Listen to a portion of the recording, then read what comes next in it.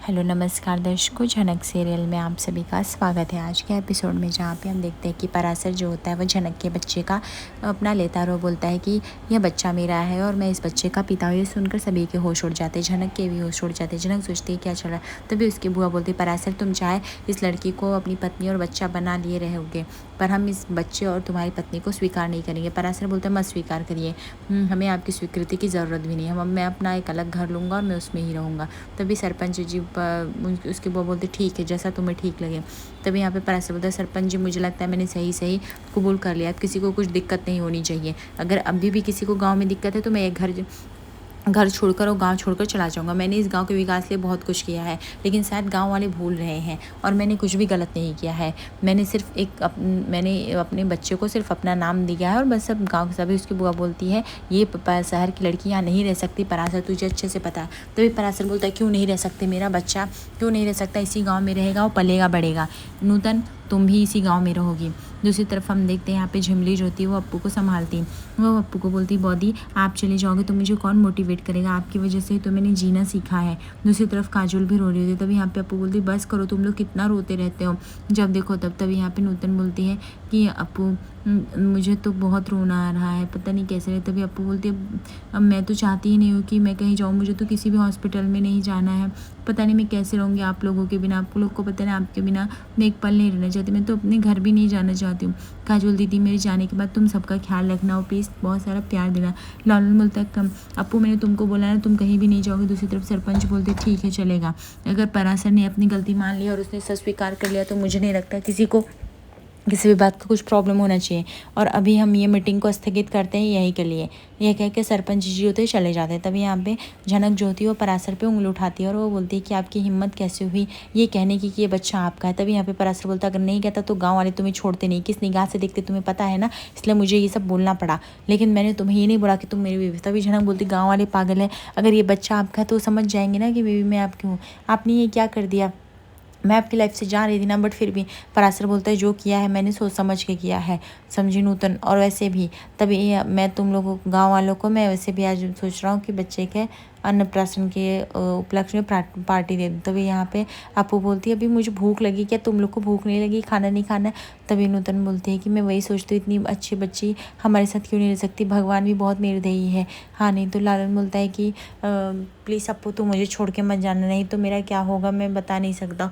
अप्पू बोलती है रे बस करो, तुम लोग कितना रोते रहते हो। नूतन मत जाओ, अब खाना लेके आओगे कि नहीं, मुझे कब से भूख लगी, जाओ जल्दी जल्दी खाना लेके आओ। तभी काजल बोलती है काकू जाओ आप खाना लेके आओ, अप्पू को भूख लगी ना, और हम लोग खाना लेके आते। तभी दूसरी तरफ यहाँ पे लालन जो था वो अप्पू को गले लगा के रोने लगता है कि अप्पू तो प्लीज़ मुझे कभी छोड़कर मत जाना। तभी अप्पू बोलती है अरे नहीं जाऊँगी बाबा, तुम लोग कितना रोते रहते हो, तुम सबको लगता है ख्याल रखना पड़ेगा मुझे।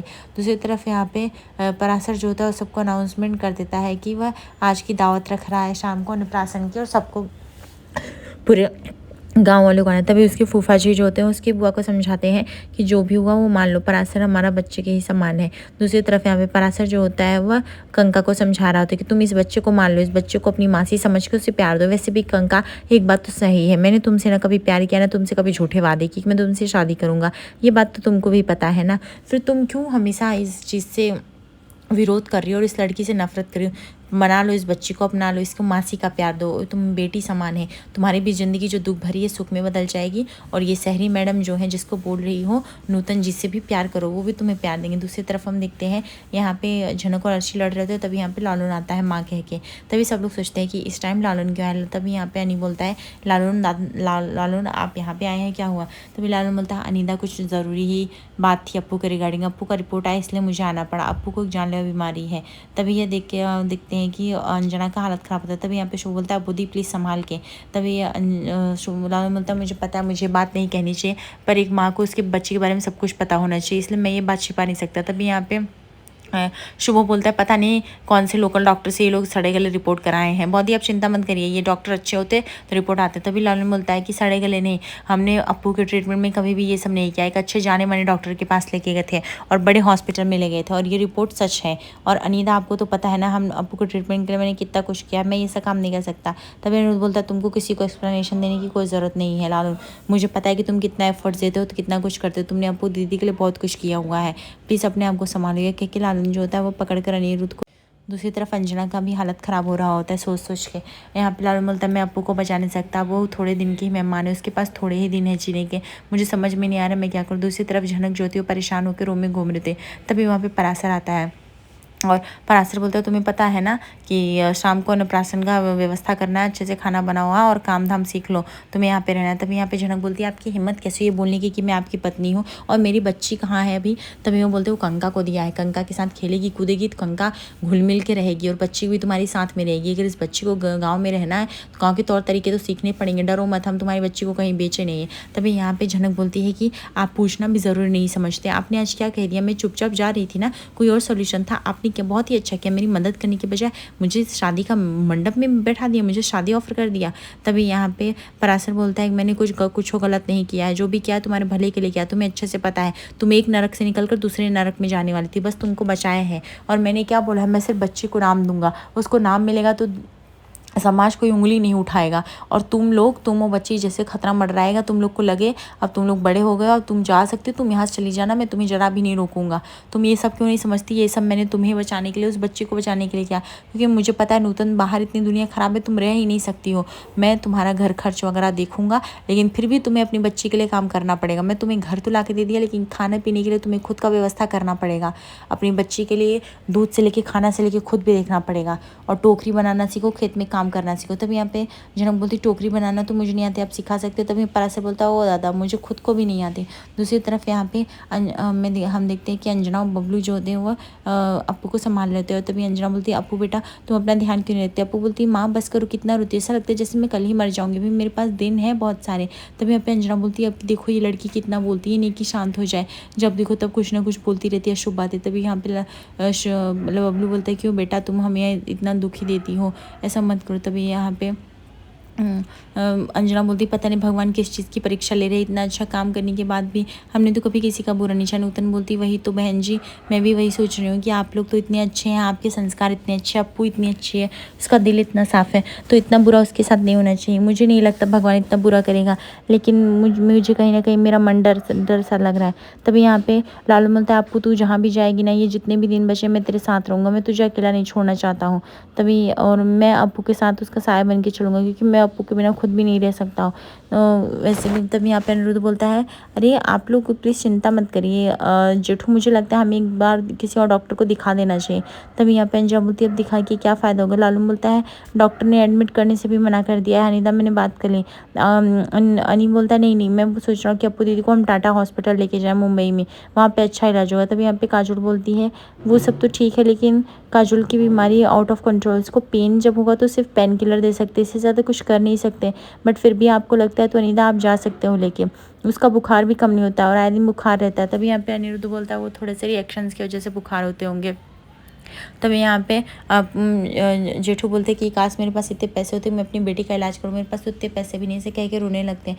तभी यहाँ पे अनिरुद्ध बोलता है अरे आपका अनी है ना, सब कुछ हैंडल कर लेगा, आपको ऐसा क्यों लगता है कि नहीं हो पाएगा, और अप्पू दीदी तो मेरी दीदी है। तभी यहाँ पे लालून बोलता है कि मैं और बहुत मेहनत करूँगा रात दिन ताकि अप्पू का इलाज करा सकूँ। दूसरी बात पराशर बोलता है कि और तुम इस गलत फहमी में मत रहो कि हमें तुमसे प्यार हो गया, हम तुमसे शादी रचाने वाले हैं, ठीक है, हम शादी करने वालों में से है ही नहीं। अरे कंका का दिल टूटा है, पहले तुम ये बात समझो, कंका मुझसे शादी करना चाहती थी और मुझे लगा आज नहीं तो कल ठीक है मैं भी उससे शादी कर लूँगा, क्योंकि मेरी बुआ दबाव डाल रही थी, लेकिन कंका ये चीज़ समझने को रेडी ही नहीं है कि हम उसके होने वाले पति नहीं है। अब इसलिए कंका को चोट पहुँची, लेकिन तुम्हें इस गाँव में रहना है तो सबसे मिला जुला के रहना पड़ेगा। तभी यहाँ पे झनक बोलती मैं एक नाले से उठ के दूसरे ही नाले में कूद गई ना, आपने भी मदद के नाम पे क्या ही किया मेरे साथ। दूसरी तरफ अप्पू बोलती है ओ लालून बस करो, तुम्हें अगर चलना है तो तुम चल सकते हो मेरे साथ घर में, मैं सोच रही हूँ कुछ दिन मैं अपने माँ बाबा के साथ रह लूँ तो अच्छा रहेगा। तभी यहाँ पे लालून बोलता मैं तुम्हारे साथ घर में नहीं जा सकता। तभी अप्पू बोलती क्यों नहीं जा सकते हो, तुम मेरे घर में जाके रह भी सकते हो, आखिर वो घर भी तो तुम्हारा है ना। तभी यहाँ पे बबलू बोलते हैं कि हाँ वैसे भी कौन सा शुभ ने तुम्हारे पैसे लौटाया, पूरे तो लौटाने में ही नहीं। नूतन बोलती है हाँ लेकिन अप्पू को आप लेके चली जाएंगी, हमारा घर सूना हो जाएगा। तभी यहाँ पे झिमली भी बोलती है बॉडी इस घर की रौनक है, उनके बिना तो हम नहीं रह सकते हैं। काजल बोलती कोई बात नहीं अप्पू तुम जाओ, मैं तुमसे हमेशा शाम को स्कूल से लौटते हुए मिल लिया करूँगी, मुझे पता है अप्पू को मेरी आदत है, इसलिए दिन में मैं उसको चाहिए रहती हूँ। तभी वो लाल की तरफ अरे लालून की तरफ देखती बोलती लालून को चलोगे ना लालून तुम। लालून बोलता मैं क्या ही बोलूँ, मैं वहाँ जा नहीं सकता अप्पू, तो ये बात क्यों नहीं समझती। तभी यहाँ पे बबलू बोलती क्यों नहीं जा सकते बेटा, तुम रह सकते हो, अभी अप्पू तुम्हारी पत्नी हो और अप्पू की अगर कुछ दिन है तो तुम उसके साथ रहोगे तो अच्छा ही लगेगा। तभी हम फिलहाल बोलता है मुझे अप्पू की बहुत याद आएगी। तभी अप्पू बोलती तो क्या ना, मेरे बाल कौन बनाएगा, मुझे सुलाएगा कौन, खाना कौन खिलाएगा, सब कुछ तो पता है। दूसरी तरफ अनिरुद्ध बोलते हैं जेठू प्लीज़ आप चिंता मत करिए, मैं बोल रहा हूँ ना, मैं बस डॉक्टर के पास ले जाऊँगा, मैं अप्पू दी का कंसल्ट कराऊँगा, कुछ ना कुछ किसी ना किसी तह तक हम निकलेंगे। आप लोग हार मत मानिए किसी एक डॉक्टर के बोलने से, मुझे अभी भी लगता है होप जिंदा रखनी चाहिए। तभी नूतन बोलती हाँ बेटा मुझे भी लग रहा है भगवान इस तरह से गलत नहीं कर सकते, आखिर कितना गलत करेंगे, ये तो भी छोटी सी मासूम सी बच्ची है वो तो अप्पू। मुझे अप्पू पे पूरा भरोसा है। मुझे ऐसा लगता है, मेरा मन नहीं मानता है कि अप्पू के साथ इतना बड़ा कुछ हादसा हो सकता है। तभी यहाँ पे पराशर जो होता है वो झनक को डांटता भी है। वो बोलता है कि उसके बारे में इस तरह से गलत मत सोचो, वो हमेशा झनक को बचाने की कोशिश किया और उसे बचाया भी है, बस में बचाया है और वापस से गाँव में बचाया है और हर बार बचाता रहेगा, उसके बच्चे का देखभाल भी करेगा। लेकिन उसे बात मानना पड़ेगा कि वह एक गिरा हुआ इंसान नहीं है। उसने पराशर धमकी देता है कि तुमने अभी तक मेरा अच्छा रूप देखा है, अगर तुमने मेरा बुरा रूप देख लिया तो तुम सोच में पड़ जाओगे तुम्हें क्या करना है। तभी यहाँ पे झनक बोलती करने के लिए सोचने के लिए बचाई क्या है, ये तो आपको खुद सोचना चाहिए, आपने जो मेरे साथ किया है। तभी यहाँ पे पराशर बोलता तुम्हारी दिक्कत क्या है, मुझे कुछ भी नहीं समझ में आ रही है, मैं तुम्हारी मदद करना चाहता हूँ तो भी। और रही बात इस रूम में तो मैं नहीं आऊँगा, तुम अकेले सोना वहाँ, और तुम्हें यहाँ पे कोई मुझसे सवाल नहीं करेगा। मैं आगे जा रहा हूँ, बाहर जा रहा हूँ किधर, आधे टाइम तो मैं बाहर गायब ही रहूँगा, तुमसे कोई सवाल नहीं करेगा, मुझसे तो वैसे भी नहीं करेंगे, इसलिए तुम अपनी ज़िंदगी अपने हिसाब से जी सकती हो। दूसरी तरफ यहाँ पे काजू अप्पू की बात जो है लालू मान जाता है, बोलता है ठीक है। तभी यहाँ पे अंजना बोलती हाँ बेटा तुम चलोगे तो अच्छा ही रहेगा, अप्पू का थोड़ा ध्यान बटा रहेगा और हमें भी अच्छा लगेगा। तभी अनिरुद्ध बोलता है लालूंदा आप चलो ना, आपका ध्यान मैं रखूँगा, आपको वहाँ पे किसी भी चीज़ की प्रॉब्लम नहीं होगी, अप्पू दी के साथ रहोगे आप तो हमें भी बहुत अच्छा लगेगा। दूसरी तरफ अंजना बोलती पता नहीं कौन सा हमने पाप किया था, क्या किया था जो ये हो गया। तभी नूतन बोलती लाल नहीं आया आप लोग के साथ। तभी अंजना बोलती है लाल आजकल वो कॉलेज के हॉस्टल में रह रहा है, एक्चुअली बिपाशा से बहुत परेशान है, एक तरफ बेटे की ज़िंदगी नैया डूबी हुई है, वह तलाक लेना चाहता है, दूसरी तरफ हमारी बेटी की ज़िंदगी पता नहीं हमने क्या फूल बोए थे जो हमें इतने सारे कांटे मिल रहे हैं। दूसरी तरफ हम देखते हैं कि यहाँ पे कंका ज्योति तेजी से चिल्लाती है पराशर का नाम लेके, तभी पराशर जनक बाहर आते हैं और वह जनक की बच्ची को लेके आती हैं। तभी यहाँ पे पराशर बोलते हैं क्या हुआ कंका तो इतना तेजी की चिल्ला रही कर। तभी यहाँ पे कंका बोलती तुमसे एक दिन भी नहीं रहा जा रहा बिना मेहरारू के, मेहरारू को लेकर रूम में लिया गए हो। तभी यहाँ पे पराशर बोलता है मैं रूम में नहीं था, मैं बाहर ही आ रहा था, ठीक है, मैं बस गया था नूतन को बताने कि बच्चे का अन्नप्राशन है। तभी यहाँ पे कंका से झनक ज्योति बच्चे ले देती, कंका जल्दी से देती, बोलती है जरा धीरे से दीजिए। तभी कंका बोलती है ये लो इनको देखो, गांव के बच्चे हैं इतने नाजुक से उनको कुछ नहीं होगा, गांव के तौर तरीके सीखने दो, और हाँ ज़्यादा बनो मत, मैंने ही सुलाया है, अगर मुझे चाहिए तो मैं उठा भी दूंगी। तभी यहाँ पे झनक बोलती मैं बस बच्चे के लिए बोल रही थी, बाकी कुछ नहीं है मुझे, ये बात तो आपको भी समझ में आ रही होगी। तभी यहाँ पे झनक बोलती हाँ आ तो रही है। कंका बोलती मुझे तुम्हारा सब चाल पता है पराशर, तुम ये जो शहर लड़की पता नहीं इसमें देखिए क्या तुम फिदा हो गए थे। पराशर बोलता है अरे मैं तुम अकेले में मिलो तो मैं बताऊंगा मैं क्या देख के इसके अंदर फिदा हो गया था, तुमको सब पता चल जाएगा, ठीक है। तभी यहाँ पे अब हम देखते हैं कि पराशर की यहाँ पे कंका को बहुत गुस्सा आता है। कंका ज्योति पराशर को सुनाने लगती है कि ये सब तुम्हारी वजह से हो रहा है, तुम जब देखो तब यही सब करते तो तुमने क्या मुझे पागल समझ रखा है, मैं तुम लोग के लिए खाना क्यों बनाऊंगी। तो पराशर बोलता है प्लीज़ खाना बना देना, मैं तो चलो बाहर से खा लूँगा पर इसका क्या होगा, इसलिए मैं बाहर से खा के नहीं आऊँगा। अगर कंका तू अपने हाथ से खाना बनाएगी आज तो मुझे लगेगा कहीं ना कहीं तूने मुझे माफ़ कर दिया और अभी भी हमारा प्यार जिंदा है, और वैसे भी इस बच्चे की तू मासी बनेगी, इनका ध्यान रखना, मैं वैसे काम के सिलसिले में बाहर जा रहा हूँ तो नूतन का ध्यान रखना, ठीक है, तो ऐसे कुछ पेट पीछे मत कर देना। तो यहाँ पे उनकी छोटी बहन बोलती ठीक है कोई बात नहीं, और वह जाती है रूम में। दूसरी तरफ कंका ज्योति हुआ पराशर को घूर रही होती है, और यहाँ पे पराशर जो होता है वह जैसे जाके रिया से मिलता है और फिर वह कंका से भी मिलता। तभी कंका बोलती ठीक है मैं सोचूंगी तुम लोग के खाना बनाने के लिए, लेकिन पराशर तुमने मुझे सोच क्या रखा है, जब देखो तब तुम मुझे खाना बनाने में, क्या तुम लोगों की तो तेरा तो ठीक है, क्या तेरी बीबी की नौकरानी तो अपनी बीबी से बोल। तभी यहाँ पे पराशर बोलता है अरे मैं उससे बोलता लेकिन उसको यहाँ का कुछ पता नहीं है ना ज़्यादा, तू प्लीज़ तू बना देना, और आज मेरी बीबी खा लेगी तो अच्छा रहेगा, उसका ध्यान भी रखो, उस पर कहीं किसी प्रकार का हमला ना हो। आज रात के एपिसोड में देखेंगे जहाँ पे जनक टोकरी बेचने वाली ऐसे करके आई हुई रहती है। तभी एक गुंडा जो होता है वह ज़बरदस्ती जाता है, जनक को पकड़ लेता है और उसके साथ ज़बरदस्ती करने की कोशिश करने लगता है।